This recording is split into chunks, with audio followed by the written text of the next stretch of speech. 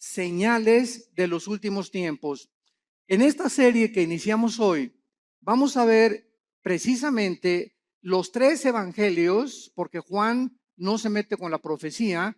Vamos a ver Mateo 24, Lucas 21 y Marcos 13, que son los tres evangelios donde en estos tres pasajes el Señor Jesucristo es interceptado por sus discípulos después de estar viendo y maravillándose del templo que había levantado Herodes, y estaban con las piedras increíbles que valían con la moneda actual miles de dólares. Ante este escenario, los discípulos le hacen a Cristo cuatro preguntas que vamos a ver que se encuentran en los tres evangelios. Y Cristo comienza a desarrollar las respuestas de estas preguntas a través de los tres evangelios. Ahora bien, ¿por qué en tres evangelios se encuentran las respuestas de Cristo? Porque haz de cuenta que nosotros vemos un choque.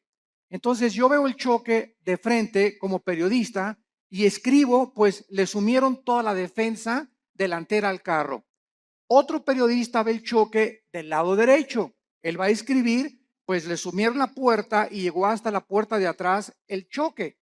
Otro periodista lo va a escribir de la parte de atrás, porque él vio el choque de la parte de atrás. Entonces, cuando se juntan los tres reportajes ante un juez, ¿verdad? O ante un erudito en accidentes, se puede llevar a una conclusión de quién tuvo la culpa y cuáles fueron las causas de este accidente. Entonces, de esta manera, los cuatro evangelistas, que son Mateo, Marcos, Lucas y el apóstol Juan, tienen los relatos de la Biblia de diferentes formas. ¿Por qué? Porque no vemos todos con la misma perspectiva, ni oímos igual cuando nosotros escuchamos algún mensaje. Por ejemplo, cuando algún predicador predica, tú le dices, ¿de qué habla el predicador? Y le preguntas a Juan, pues habló de esto y esto, él encontró una cosa. Y le preguntas a otra persona y te dice otro panorama del mensaje. ¿Por qué? Porque todos oímos de diferente forma, aunque es lo mismo, pero de perspectivas diferentes. Entonces, para que podamos entender por qué en tres evangelios podemos nosotros poner realmente el contexto del mensaje de Cristo de los últimos tiempos. Vamos a ver ahorita, vamos a leer dos pasajes, Mateo 24, del 1 al 3, y Lucas 21, del 5 al 7, para comenzar y tener el inicio de esta serie de conferencias que se los garantizo va a estar preciosa. He tratado de, así con lupa, con microscopio, examinar los versículos, profundizar lo más que pueda. Hemos dado muchos mensajes del Apocalipsis, de los últimos tiempos, de Daniel. Tenemos la serie de Daniel ahorita en la segunda conferencia, creo que es la 15ª conferencia de todo el libro de Daniel, versículo por versículo, pero nunca había yo compartido en mis 37 años que tengo de compartir la palabra de Dios, nunca había compartido con tantos detalles lo que en esta serie va a estar involucrado.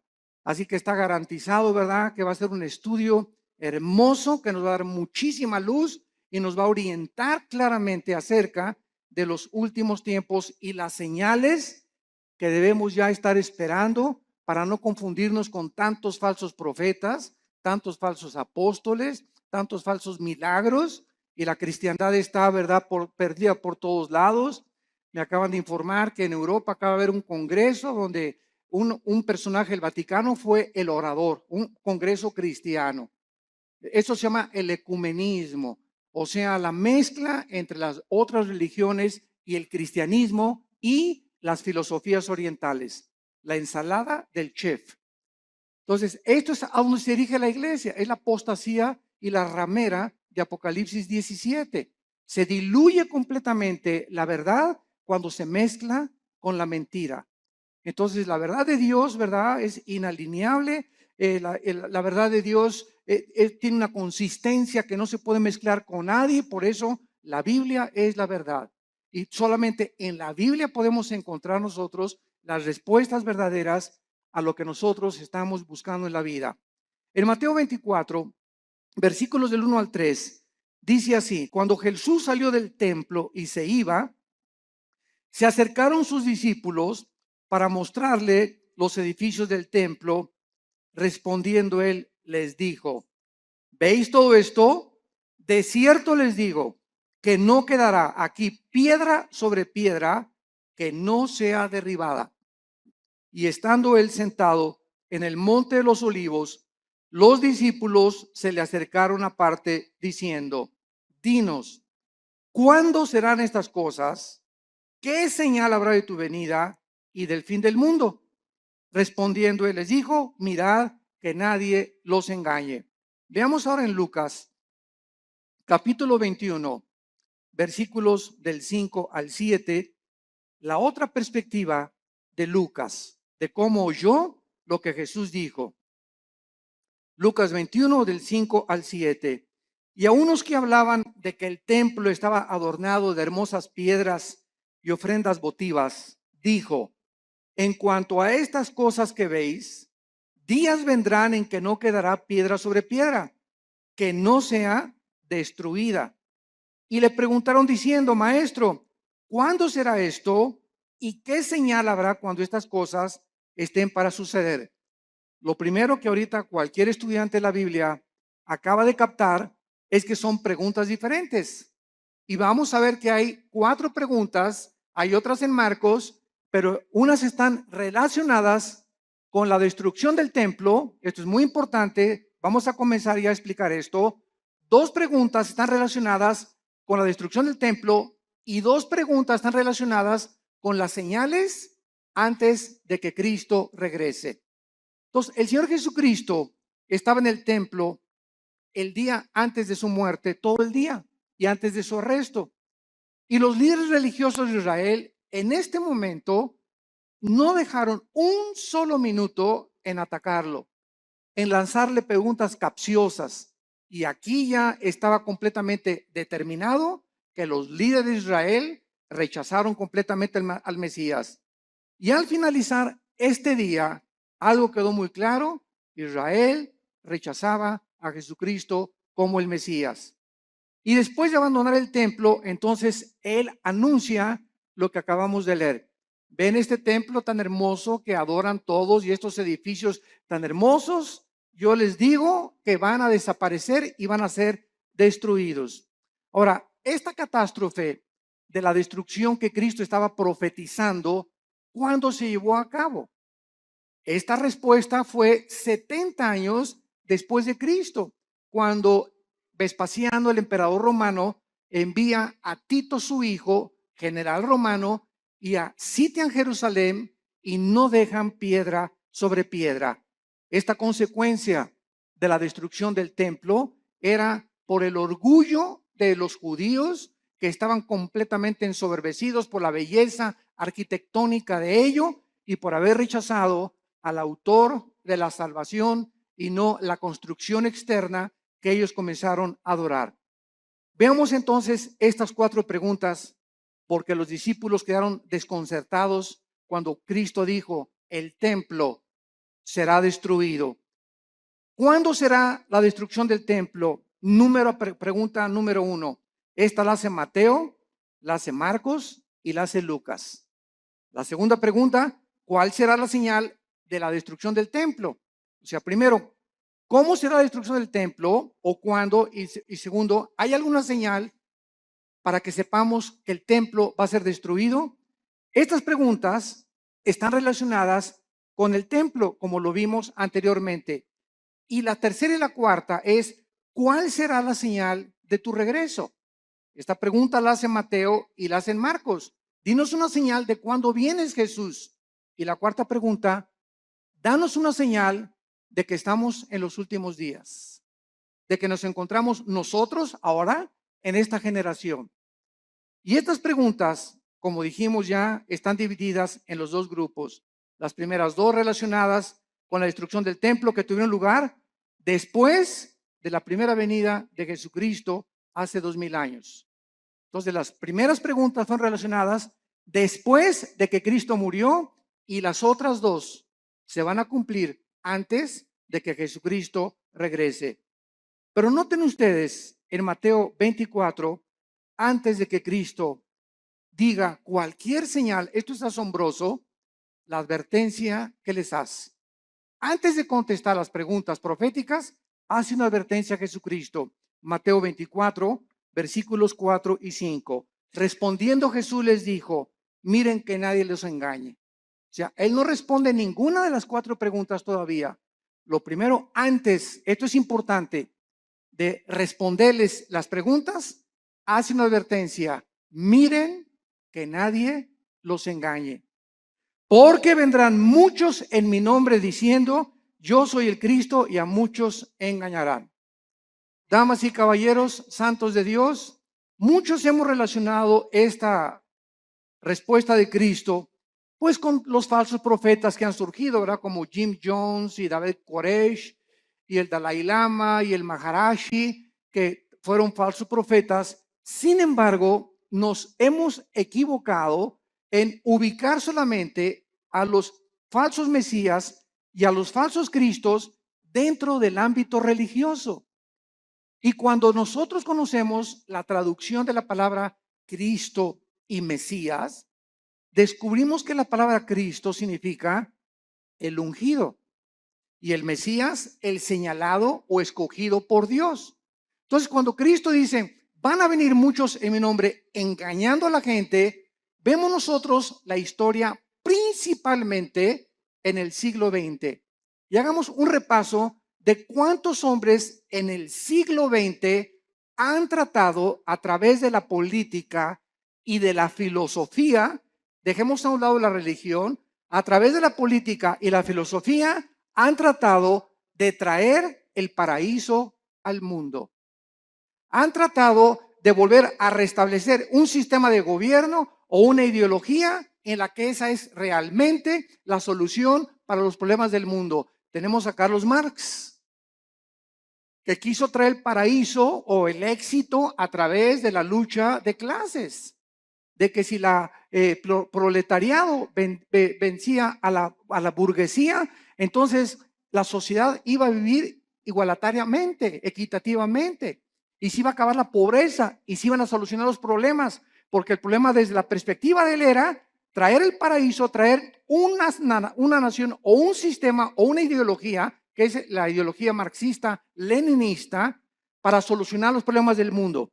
Y hasta ahorita todavía, a pesar de que la historia nos muestra que ha fracasado, ¿verdad? Se sigue buscando porque el anhelo del hombre es recobrar el Edén.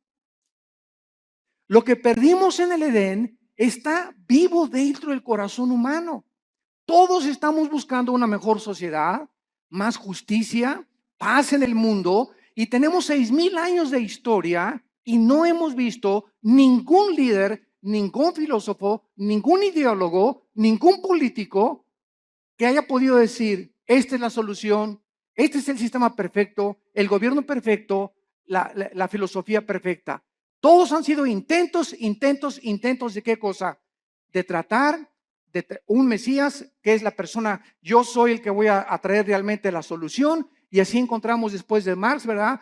Estamos Marx a Lenin, tenemos a Hitler, lo mismo, ¿verdad? No, vamos a crear una superraza aria y vamos nosotros a conquistar Europa. Y todos tienen esta idea de abarcar territorio, conquistar los conquistadores, Alejandro el Magno, Aníbal, Carlomagno, Napoleón Bonaparte. Es la historia de hombres que han tratado de abarcar territorio y llegar a un punto donde gobiernan al mundo o que ninguno lo ha podido lograr, para que de esta manera, ellos equivocadamente piensan que nos dan a la humanidad el paraíso que estamos buscando. Y así tenemos, ¿verdad? A Hitler, a Adolfo Hitler, a Nietzsche, el filósofo del ateísmo que le dijo, cuyas ideas influyeron en el nazismo, en el fascismo y en el comunismo. ¿Quién era Friedrich Nietzsche? Un alemán que murió en el siglo XIX, siglo XX, y él dijo que había un superhombre que se podía crear y que él estaba influenciado por ciertas filosofías del Medio Oriente para crear a una super raza, donde este superhombre no podía ser humilde, no podía ser manso, no podía ser misericordioso, porque estos eran debilidades, así dijo Nietzsche, del carácter humano. El nuevo hombre tenía que ser fuerte, no debería de llorar, debería ser macho camacho. Y estas ideas son las que Hitler adoptó. Y cuando Hitler leyó a Nietzsche, él quiso crear una super raza. Y dijo, nos impiden los judíos, los homosexuales y los negros. Y comenzó Hitler a matar a los homosexuales, a los negros y a los judíos. Solamente fueron más de 6 millones de judíos muertos en los hornos de Auschwitz y de toda Alemania. ¿Por qué? Porque quería Hitler traer, ¿qué cosa? El paraíso. Quería traer el Partido Nacional Socialista o el nazismo como respuesta a poder el mundo ser mejor. Y así tenemos también a Muammar Gaddafi, el ex líder y dictador de Libia, que derribó un avión con 250 pasajeros saliendo de Inglaterra y que tenía un ejército de 20 o 25 guardaespaldas mujeres. Y cuando estaba solo con ellas, las golpeaba, las violaba, las drogaba a todas. Gaddafi se cambiaba 3 veces de ropa al día. En la mañana se vestía de capitán de barco, al mediodía se vestía de árabe y en la noche se vestía de africano. Era un hombre con múltiples personalidades. Era un hombre, ¿verdad? Cruel, sanguinario. Mató a su pueblo, persiguió a su pueblo y murió igual que Hussein, ¿verdad? Como un animal metido en un tubo, lo sacaron y lo violaron. Cuando lo sacaron del tubo y en la ambulancia le dieron un balazo en la cabeza. ¿Qué quería Gaddafi? Convertir a Libia. Ya no sabía él si era árabe o era africano. Y cuando los árabes lo dejaron por lo loco que estaba, dijo que me voy a hacer africano. Y después quería ser occidental. Y así vemos todos estos dictadores. José Stalin, el dictador de Rusia durante la Segunda Guerra Mundial. Después de la Segunda Guerra Mundial manda a matar a más de 15 millones de personas, incluyendo a su familia, a sus hermanas, a sus papás, a sus primos, porque tenía tal paranoia José Stalin que no podía confiar ni de su mamá. Entonces vemos todos estos hombres en su perfil psicológico trayendo el paraíso al mundo, colocándose como Mesías y síganme a mí y yo soy el papucho de los papuchos. Y así tenemos, ¿verdad? Al Maharishi, también los filósofos orientales, el Maharishi que cuando los Beatles, el famoso grupo inglés, en los 60s, a principios de los 70s, viajaron a la India. John Lennon viajó a la India y allá conocieron al Maharishi, las filosofías orientales. Y cuando John Lennon regresó de la India, trajo la marihuana a Inglaterra. Y entonces comenzó a publicar así como si fuera un chiste. Fumamos marihuana. Y en la época de los 60s y los 70s, no, el 80% se calcula de los jóvenes en el mundo, en Europa y en América, le entraron a la Verde y a la Golden de Acapulco, a la marihuana. Era un mundo, ¿verdad?, donde la marihuana era lo más normal en esa época de los 60s o de los 70s. Entonces, ¿por qué? Porque el Maharishi dijo, al llegar a Los Ángeles, Dios está llegando a Los Ángeles. Y él fue el que le dijo a John Lennon, porque John Lennon, una semana antes de que lo asesinaran en su edificio en Nueva York, John Lennon dijo a los periodistas, una semana antes, yo soy más famoso y más grande Mesías que Jesucristo. Y a la semana lo asesina un loco, ¿verdad?, que venía de Hawái, que dijo que oyó unas voces que no entendía por qué. Él nunca había matado a nadie, que le decían las voces, mata a John Lennon. Y fue y lo mató. Vemos nosotros la obra de Satanás, ¿verdad? Y cómo Dios se hizo un lado ante un hombre que lo estaba retando y estaba diciendo que era mayor que su hijo Jesucristo. Y así tenemos a Jim Jones, que se llevó a 900 personas a la Guyana, 1978, junto a Venezuela en la Guyana. 995 personas les da a beber veneno con Kool-Aid, porque les decía que iba a venir la Tercera Guerra Mundial y que era mucho mejor morirse que poder que seguir viviendo, y todos se bebieron el veneno. Llegaron y encontraron a todos boca abajo, ¿verdad? 995 personas que este hombre las engañó y les dijo que él era Dios, que él era un Mesías. Cuando llegaron a la Guyana les dijo a los esposos, sus esposas son mías. ¿Quién, te preguntas, en sus 5 sentidos puede entregarle su esposa a un loco? O para que se le entregues tienes que estar igual de loco o más loco que la persona que te la pide. Entonces vemos que esto es posible en la naturaleza humana. que se llega a un grado donde se pierde completamente la coherencia, la racionalidad, la inteligencia, la lógica, y así encontramos cantidad de líderes que tienen un harén de 4 o 5 muchachas, y las muchachas están convencidas que él es el Mesías, como Charles Manson, el que mató a Sharon Tate, la esposa de Roman Polanski, en Los Ángeles, California, que comenzó Charles Manson a tener un ejército de muchachitas, se dormía con todas, y un día se levantó y dijo: tenemos que matar a una persona. Fueron a la casa de esta famosísima artista de cine, Sharon Tate, la acuchillaron, estaba ahí embarazada, y pusieron puercos con sangre en las paredes. Claro que está ahorita en la cárcel, ¿verdad? Se tatuó aquí la suástica de Hitler, la tiene tatuada Charles Manson, y ¿verdad? Pues está completamente loco. Lo mismo, él quería establecer el paraíso con ese grupo de personas. Jim Jones quería establecer el paraíso allá en la Guyana, y todos estos hombres han tratado de decir: nosotros tenemos la solución. Y solo hay un hombre que dijo: yo soy el camino, la verdad y la vida. Un solo hombre ha atrevido a decirse: yo soy el camino, y lo ha demostrado con su vida, con su muerte y con su resurrección. Miren que nadie los engañe, porque vendrán cantidad de personajes políticos en el ambiente artístico, en el ambiente filosófico, en el ambiente religioso, ideológico, que van a traer disque soluciones y nuevas ideas para convencerlos que debemos de seguirlos a ellos. Y a muchos engañarán. Y así podemos seguir con esta lista interminable de personas que Cristo, antes de contestar, nos advierte: cuidado cuando alguien diga: yo traigo la solución al mundo, o este sistema de gobierno es el adecuado, o esta forma es la adecuada, o el Maharashi, o el Dalai Lama, o el Jim Jones, o el Nietzsche, o filósofos, o Platón, o Sócrates. Cuidado con filosofías, dice Colosenses 2:8, que tienen su origen en los seres humanos. Todos nosotros somos seres humanos nacidos de papá y de mamá, y todos nosotros no venimos del cielo como vino Jesucristo.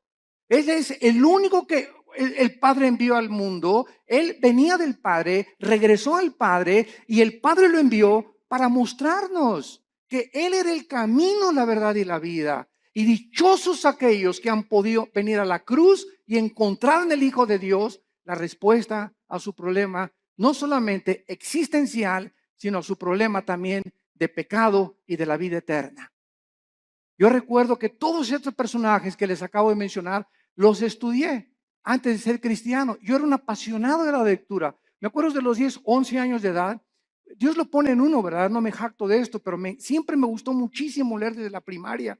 Y me encontraba, la directora me hablaba: ¿qué estás leyendo? Le decía: estoy leyendo las obras de Shakespeare, estoy leyendo Hamlet, estoy leyendo esto, Los tesoros de la juventud. Siempre me gustó mucho leer, y a los 12 o 13 años me apasionó todo lo que era la ideología y el marxismo y el leninismo y todas las filosofías orientales y los líderes religiosos y Mahoma y Buda, etcétera, etcétera.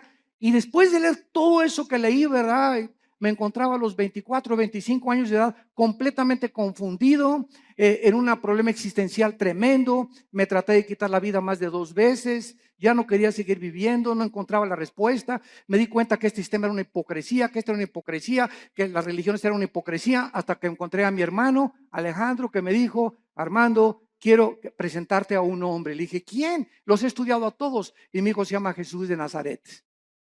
Le dije: mira, de religión, inmediatamente lo ligué con la religión. No me hables de religión, le dije a mi hermano.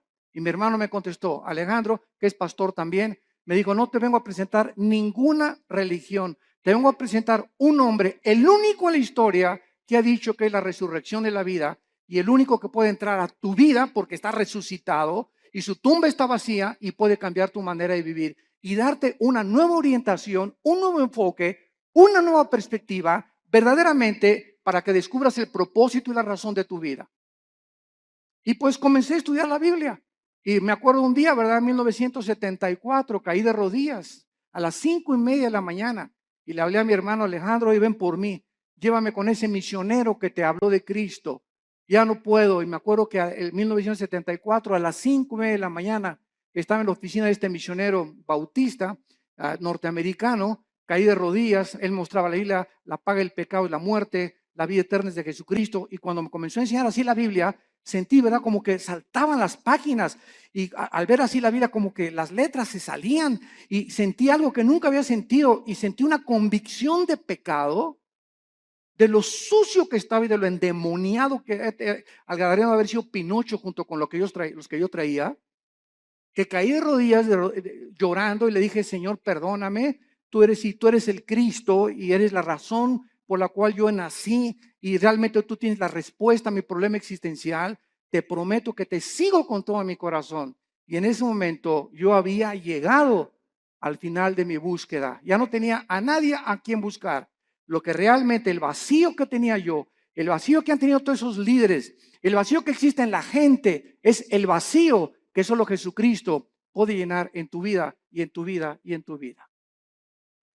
No hay nadie más, ni sigas buscando más, porque vas a seguir una búsqueda completamente vacía y completamente que no te va a satisfacer jamás. Cuando tú llegues a Jesucristo, has llegado al hombre que realmente tiene las respuestas a tu problema de dónde venimos, quiénes somos y a dónde nos dirigimos.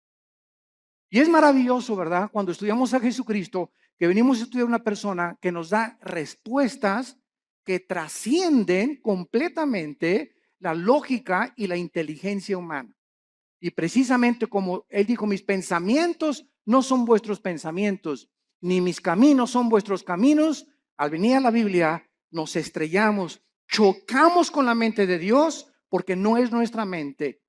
Y por eso el hombre natural, como dice 1 Corintios 2, no entiende las cosas de la Biblia. Y llegan por acá y, ay, ¿por qué tanta sangre? ¿Y por qué Dios mandó matar a los cananitas? Y aquí hay una contradicción. Y aquí hay esto. ¿Por qué? Porque en su mente, en su actitud, no están buscando la verdad. Están tratando de encontrar errores que existen en su limitación intelectual.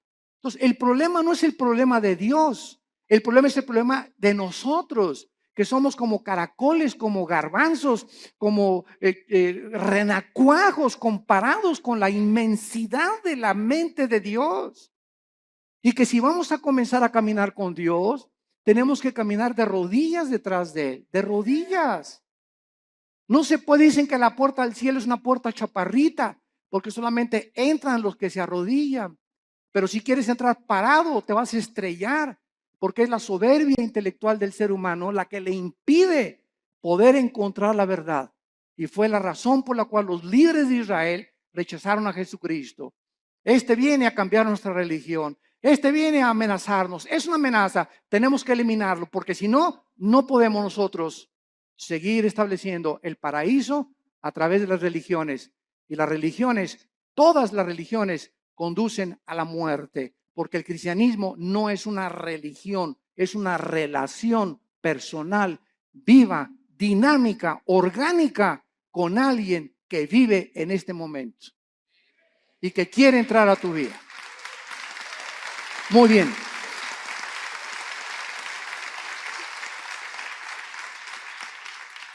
Iniciemos ahora las respuestas a las preguntas 1 y 2, que recordamos están relacionadas con la destrucción del templo.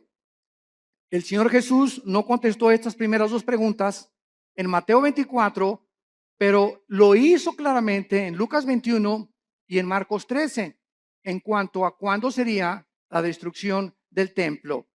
Y estos pasajes que vamos a leer ahorita son claramente distinguidos de los últimos días. O sea, en respuesta a cuándo se iba a destruir el templo, vuelvo a repetir, sucedió antes de que Él regresara y después de su muerte.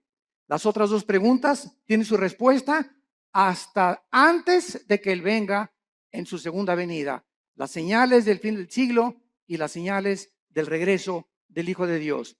Vamos a Lucas 21 y veamos otra vez la pregunta de los discípulos. Versículo del 12 al 19. Y vean ustedes la respuesta que da Jesús en Lucas. No la dio en Mateo, la dio en Lucas esta pregunta. Esta respuesta a esta pregunta. Lucas 21 del 12 al 19. Pero antes de todas estas cosas, os echarán mano y os perseguirán y os entregarán a las sinagogas y a las cárceles y seréis llevados ante reyes y ante gobernadores por causa de mi nombre. Y esto será ocasión para dar testimonio. Proponer en vuestros corazones no pensar antes cómo habéis de responder en vuestra defensa, porque yo os daré palabra y sabiduría, la cual no podrán resistir ni contradecir todos los que se opongan. Mas seréis entregados aún por vuestros padres y hermanos y parientes y amigos, y matarán a algunos de vosotros. Y seréis aborrecidos por todos por causa de mi nombre, pero ni un cabello de vuestra cabeza perecerá. Con vuestra paciencia ganaréis vuestras almas. Muy bien, vemos nosotros que cuando no entendemos qué respuesta está dando Jesucristo, creemos que esto se aplica para nuestra época. Y esta respuesta de Cristo, ¿verdad? Estos versículos describen lo que sucedería antes de la destrucción del templo. O sea, entre la muerte de Cristo y la destrucción del templo pasaron 70 años, porque fue en el año 70 después de Cristo cuando el general Tito, los romanos, arrasaron Jerusalén. Entonces, Cristo está describiendo ahorita lo que iba a suceder inmediatamente después de su muerte y antes de la destrucción del templo. Y les advierte claramente, escuchen esto, abran los oídos, esto es a los judíos, porque fue en Jerusalén y en Samaria donde el evangelio comenzó a propagarse. Les advierte de la gran persecución que vendría contra ellos. Nota en el versículo 12 de Lucas 21 la palabra sinagogas. Aquí, por esta razón, esta palabra es una clave para descubrir que está hablándoles a los judíos, porque está diciéndoles, los entregarán sus propios hermanos.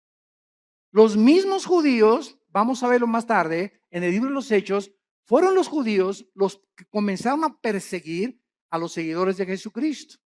Y veamos nosotros en Marcos 13, versículo 9, Marcos 13, 9, pero mirad por vosotros mismos, porque os entregarán a los concilios y en las sinagogas os azotarán. Marcos también responde y les dice a los judíos, usando la palabra concilios, que era un concilio, las cortes de los judíos, los lugares donde los judíos juzgaban a los judíos. Entonces, tanto Marcos como Lucas está diciéndonos, ¿verdad?, que antes de la destrucción del templo, ellos iban a ser perseguidos. Veamos rápidamente esto en el libro de los Hechos. El apóstol Pablo fue llevado ante Félix, el gobernador romano, para ser interrogado. Hechos 23 y Hechos 24. Y después Pablo apeló para ir al César. Hechos 25. Después de la destrucción del templo, los judíos continuaron siendo perseguidos, los judíos, por muchos siglos. Pero miles de judíos se convirtieron a Cristo durante los primeros siglos. Veamos rápidamente algunos ejemplos. Hechos 2:41.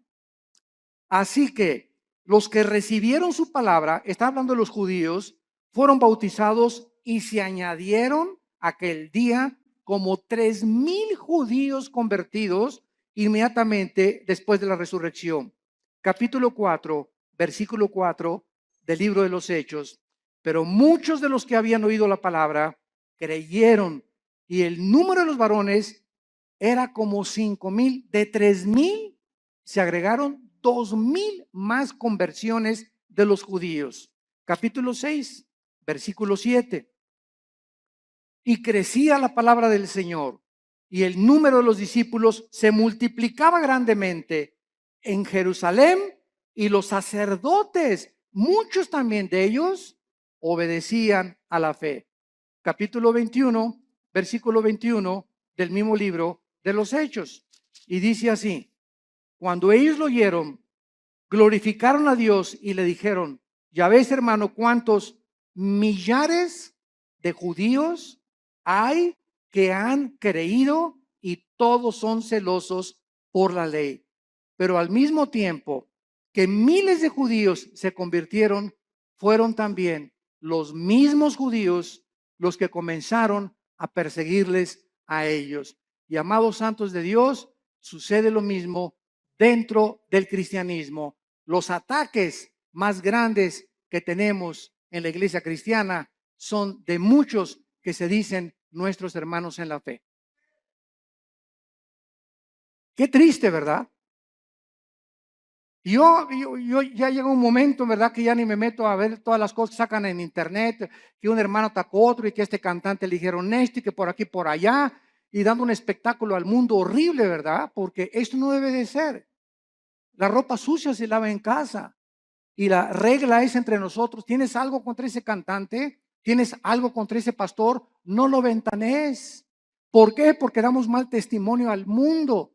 Ve con ese hermano o mándale un correo a ese hermano y dile, yo no estoy de acuerdo con esto y con esto por usted. Dígame si a lo mejor yo estoy equivocado.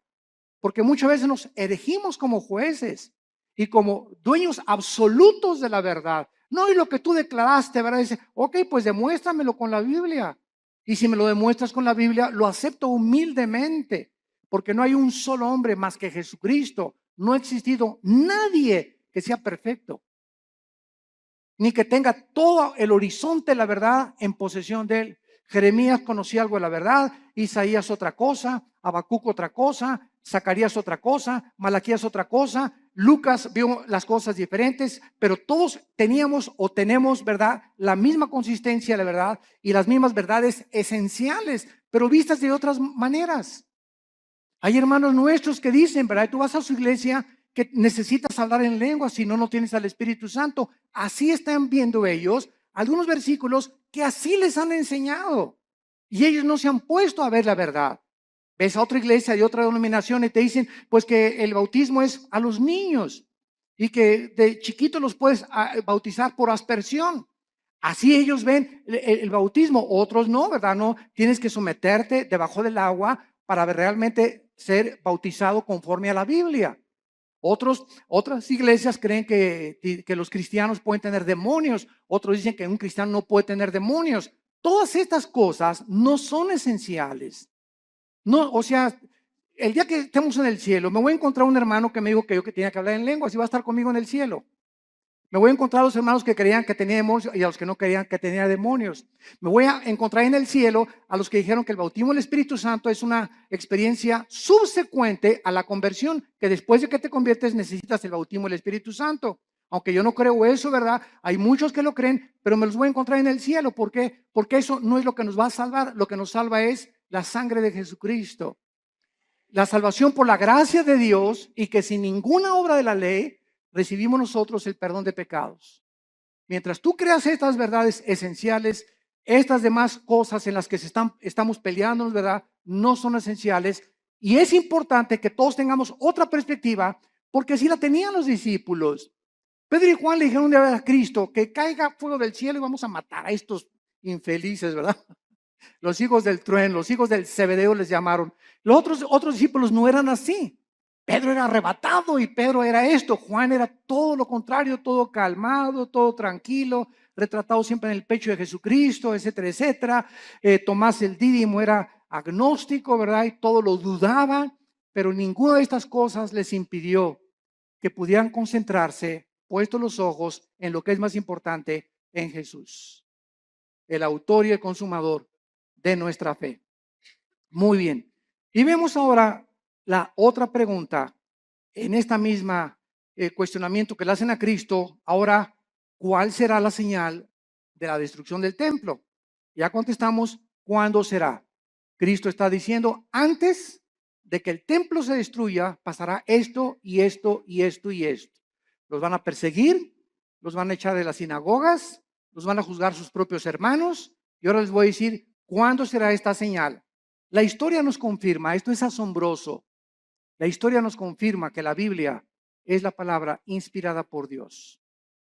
Las profecías lo confirman, la genética lo confirma, la geografía lo confirma, la arqueología lo confirma, la antropología, la física, la química, la literatura y cualquier rama o cualquier disciplina que tú puedas estudiar confirma la veracidad y autenticidad de la inspiración del libro que tenemos estudiando en esta mañana. El levantamiento de los judíos contra los romanos ocurrió en el año 66 después de Cristo. Apúntalo.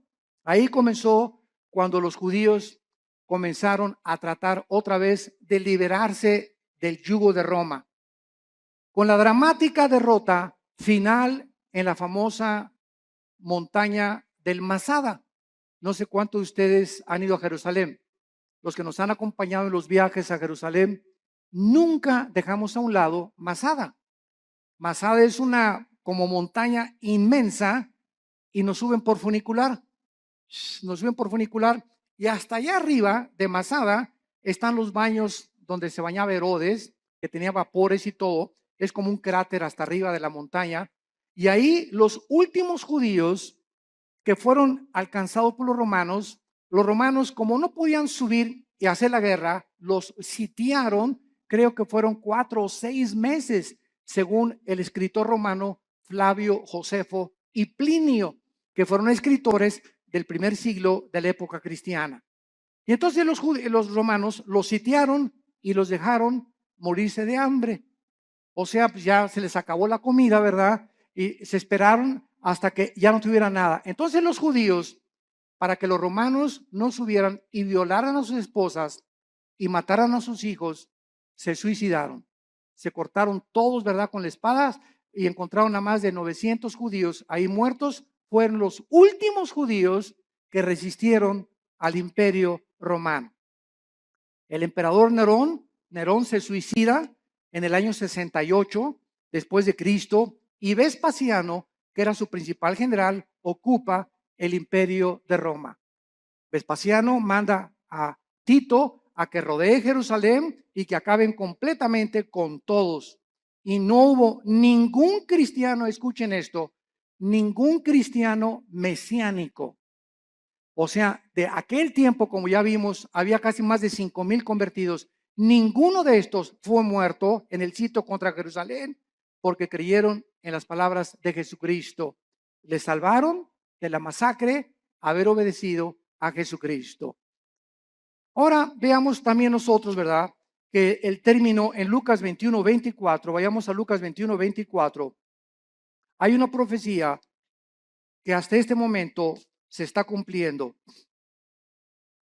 Y el escritor romano Flavio Josefo, como citamos anteriormente, escribió que casi 100,000 judíos fueron tomados como esclavos y vendidos en varios lugares dentro del imperio romano. Son los que cuando sitió Jerusalén Tito sobrevivieron y fueron casi 100,000 judíos, y entonces vino lo que se llama la diáspora, ¿verdad? Los mandaron a todas partes del mundo en los 5 continentes.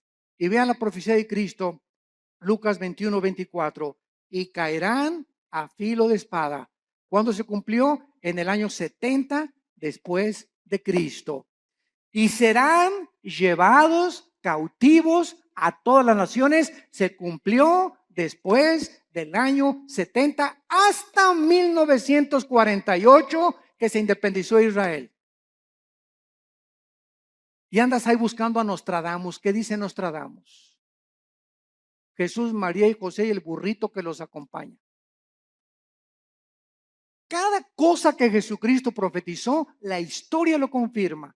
Y escuchen esto, y Jerusalén, esto es asombroso, será hollada, o sea, pisoteada por los gentiles hasta que los tiempos de los gentiles se cumplan. El tiempo de los gentiles, esto es muy importante para los estudiantes de la Biblia. El tiempo de los gentiles designa un periodo en el cual los imperios no judíos, los imperios mundiales, tendrían el poder o el control de la nación de Israel, y comenzó el tiempo de los gentiles en el año 586 antes de Cristo, cuando el rey Nabucodonosor invade Jerusalén y se lleva al exilio a miles de judíos. Desde el año 586 hasta 1948, para ser exactos, el 14 de mayo, la nación de Israel, después de casi 2,000 años de haber sido dispersada por todos los continentes, para que se cumplieran las palabras de Jesucristo. Ante los ojos expectantes del mundo se reúne Israel y el 14 de mayo se declara la libre nación soberana independiente de Israel.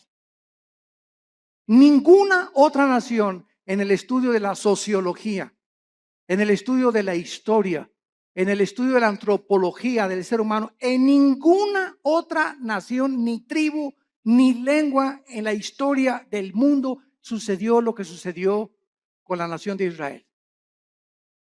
Ahora entendemos nosotros los estudiantes de la Biblia cuando nos preguntan, ¿y por qué Israel?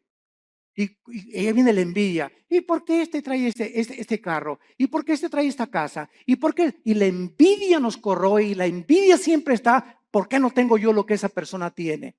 Y sabemos la respuesta, simplemente porque Dios escogió a Israel para que los ojos del mundo se concentraran en esta nación y pudiéramos ver nosotros, esta generación que ahorita está escuchando estas palabras, que somos la generación le llaman en inglés los baby boomers, los que nacieron del 45 más o menos a nuestros años, o los del 70 o 70, 80, o naciste en los 90, etcétera. Pero tú eres testigo de que en el 48 Israel regresó conforme a profecías de hace 2500 años y las palabras de Cristo hace 2000 años. Entonces, esta es la razón por la cual Dios escogió a Israel, no porque sean más inteligentes, ni simplemente para que se concentraran las profecías de los últimos tiempos y nosotros, los estudiantes de la Biblia, los que estamos buscando qué tiempo estamos viviendo y en qué generación nos encontramos y cómo debemos de vivir en estos tiempos, ver que Israel es el termómetro de Dios. Israel es el termómetro de Dios. Y todo lo que sucede en Israel físicamente sucede en el mundo espiritual.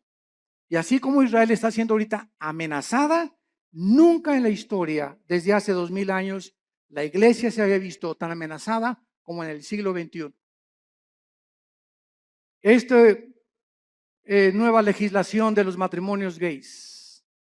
La nueva legislación, escuchen, están las Naciones Unidas por declarar que Jerusalén no pertenece a los judíos, la van a declarar. Hace una semana lo dictaminaron la ciudad internacional. Les van a quitar a los judíos Jerusalén. El Papa acaba de reconocer, Francisco acaba de reconocer a Mahmoud Abbas, el líder del grupo terrorista más grande en el Medio Oriente después de ISIS, que es el ángel de la paz. Y que merecen tener un Estado palestino. Entonces, están pasando cosas en el mundo que dicen, no es posible que esto suceda. Y por si fuera poco en México, se nos escapa el Chapo Guzmán. Y todavía para rematarle, ¿verdad? Corren al pobre del Piojo Pérez. Herrera, digo. Están pasando tantas cosas, ¿verdad? Tanto en el ambiente deportivo, cuando el ambiente dices, no es posible, no es posible, no es posible, esto es posible. Y cosas así, ¿verdad? Yo recuerdo en 1960, 70, cuando declararon a Yasser Arafat el Premio Nobel de la Paz.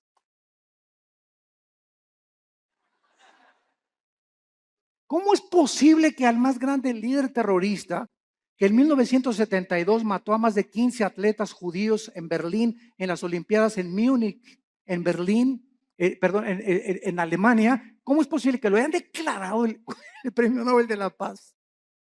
¿Cómo es posible que ayer perdió la América? Es otra cosa, ¿verdad? Después nos peleamos por eso. Bueno, vemos entonces claramente que Jesucristo está hablando claramente y ahora va a contestar las preguntas 3 y 4. Vamos a Mateo otra vez y vemos nosotros en Mateo que en respuesta a estas preguntas, Cristo comienza a describir varias señales que aparecerán antes de que Él regrese. Como guerras a gran escala, pestes, hambres, terremotos, martirio de creyentes, falsos profetas, odio y poco amor entre los cristianos. Mateo 24, versículos del 4 en adelante. Respondió Cristo, mirad que nadie los engañe. Ya vimos esta advertencia detenidamente, porque vendrán muchos en mi nombre diciendo yo soy el Cristo, oirán de guerras y rumores de guerras. Aquí nos detenemos rápido. Todo esto lo vamos a examinar con muchísimo detalle. Y vamos a ver cuántas guerras ha habido. Porque muchas guerras siempre ha habido. Muy bien, estoy de acuerdo contigo. Pero nunca hasta el siglo XX se formó la Primera Guerra Mundial. 1914-1917. No fue hasta el siglo XX. Y años después, en 1939 al 45, la Segunda Guerra involucra a las naciones del mundo. Y de la Segunda Guerra Mundial a nuestros días, que se formó la famosa Naciones Unidas para tratar de impedir bombas atómicas como las que soltaron en Hiroshima y en Nagasaki en 1945, ha habido más de 350 revoluciones y golpes de Estado. Y ahorita el mundo se encuentra al borde de una guerra nuclear.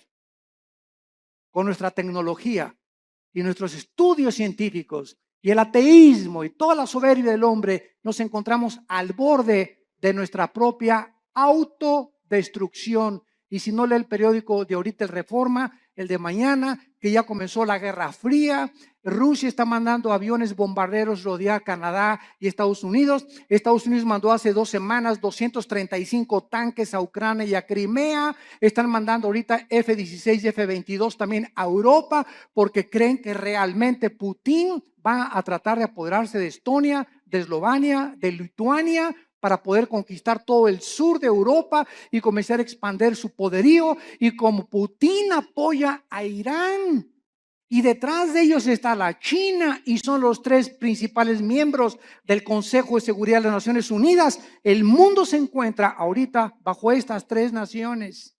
Estados Unidos es un cero a la izquierda ya completamente. Europa no puede intervenir porque el gas de Rusia, que provee el 65% a Europa, dependen del gas, dependen del petróleo del Medio Oriente. Y en el Medio Oriente, Irán, Rusia y China se encuentra ahorita la amenaza contra el mundo occidental, Europa y las Américas.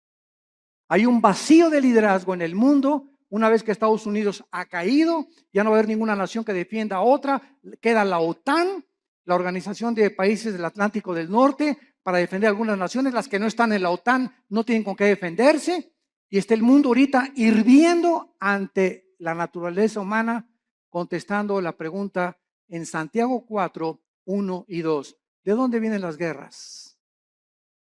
Dice Santiago 4, versículo 1 y 2, de las pasiones dentro de nosotros que combaten. ¿De dónde viene tu envidia por tu vecino? ¿De dónde viene tu envidia por los ricos? ¿De dónde viene la envidia o el desprecio de los ricos hacia los pobres? ¿De dónde viene el racismo? ¿De dónde vienen todas esas pasiones dentro de nosotros que son la soberbia, la ambición? Todas esas cosas que son negativas al alma y que te enferman en la mente porque estás viendo distorsionadamente la perspectiva humana. ¿De dónde viene? La Biblia nos da la respuesta: del pecado. De esa fuerza maléfica que está dentro de nosotros y que tiene que ser dominada únicamente por el Espíritu Santo. Y mientras tanto puedes ir a Alcohólicos Anónimos, Neuróticos Anónimos, Marihuanos Anónimos, al psicólogo, al psiquiatra. Puedes hacer todas las panaceas que estés buscando para poder encontrar que le quiten la locura a mi hijo, que cambie la marihuana a mi hija, que mi hija no sea prostituta. Podemos ir a buscar miles de cosas. No hay nada en el mundo más que la sangre de Cristo que cambie el corazón humano. Todo lo demás son panaceas y esfuerzos inútiles de poder transformar al ser humano en un ser altruista, amable, considerado, perdonador, sin envidia, sin ambiciones, sin avaricia. Solo Cristo puede hacer este milagro en el corazón de los seres humanos. Dejamos hasta acá nuestro estudio y te damos las gracias, Señor, por tu palabra.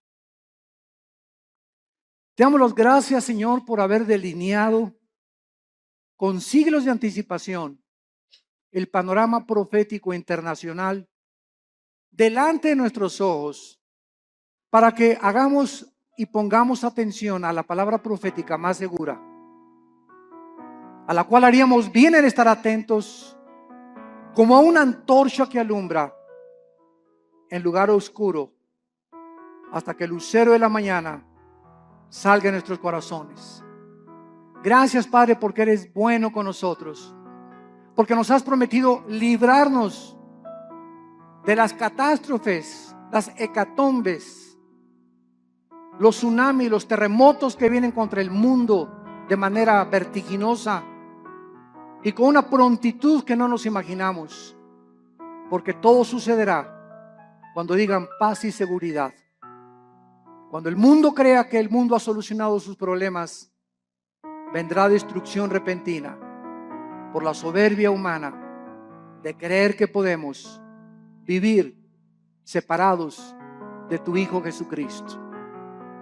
Te damos gracias, Jesús, por haber abierto tus manos en esa cruz, en haber dado tu sangre preciosa en nuestro lugar, por haber pagado una cuenta que nosotros no podíamos nunca pagar con nuestras buenas obras.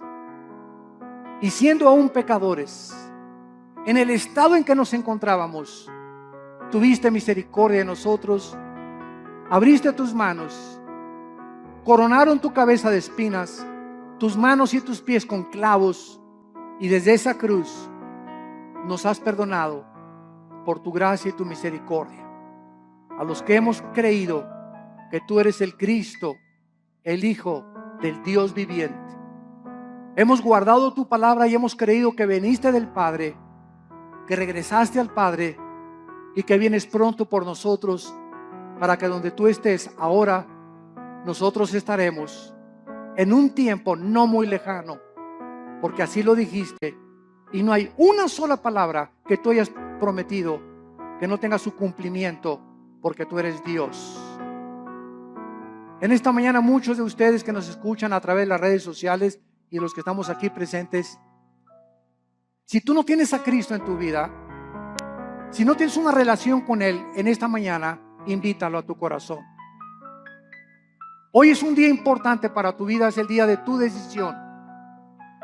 Tú no sabes si mañana vas a estar endurecido, o si hoy en la noche ni siquiera llegues a tu casa o amanezcas. Ninguno de nosotros sabemos cuál será el día de mañana. Y por esta inestabilidad e incertidumbre del futuro, la Biblia dice: cuando oigas su voz, no te endurezcas. Ven a Cristo en este momento y dile estas palabras con todo tu corazón. Señor, te pido perdón por mis pecados. Creo que soy un pecador delante de tus ojos y que no puedo hacer nada por cambiar, ni por transformar mi vida interior. Ahora que he escuchado tu palabra, creo que en esa cruz, tu santo Hijo Jesucristo, en mi lugar, dio su vida por mí. Señor Jesús, te doy gracias por esa sangre preciosa que en este momento me limpia de todo mi pasado y de todas las cosas malas que había hecho. En este momento, tú me declaras justo, justa delante de tus ojos, sin que yo lo sea, simplemente porque tú lo pagaste en mi lugar. Te invito a que entres a mi corazón como mi Señor y mi Salvador, y te doy las gracias por el regalo que me has dado esta mañana, del perdón de mis pecados, de la vida eterna y del poder del Espíritu Santo que me ayudará a ser fiel hasta la muerte. En tu nombre precioso, Jesús. Amén.